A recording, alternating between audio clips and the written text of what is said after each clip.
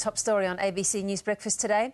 US President Barack Obama arrives in Canberra this afternoon for his first official visit to Australia. The trip coincides with the 60th anniversary of the signing of the ANZUS Treaty and will focus on strengthening military ties between the two nations. For more on this, Melissa Clark joins us now from Canberra.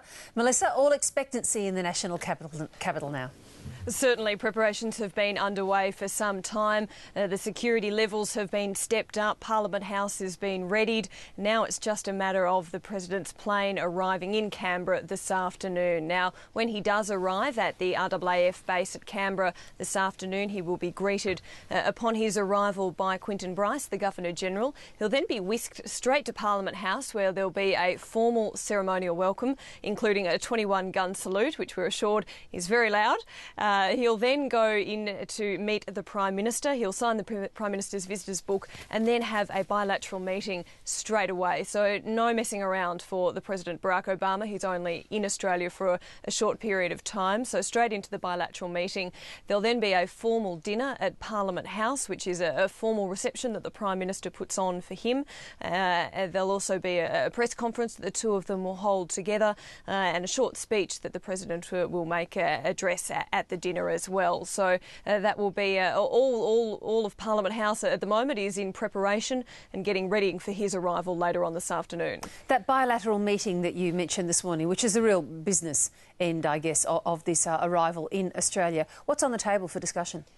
Well, what we're expecting is largely talks to focus around defence and strategic issues. We know that the President and the Prime Minister are looking at stepping up military cooperation. We know that there will be extra US troops coming into Australian bases on rotation. We know that there will be more exercises and a greater cooperation from what is already there. We're not talking about extra bases as such, but closer ties between the two nations. There'll be more discussions that are related to that about Australia and US's role in the region and in relation to China and also India, regional security issues when it comes to nuclear issues with North Korea and Iran, as well as ongoing involvement in places like Afghanistan.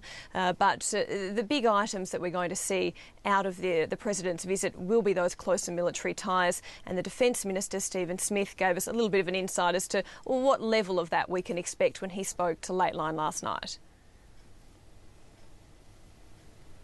What we have in contemplation is greater utilisation of access to facilities, greater training, greater exercises.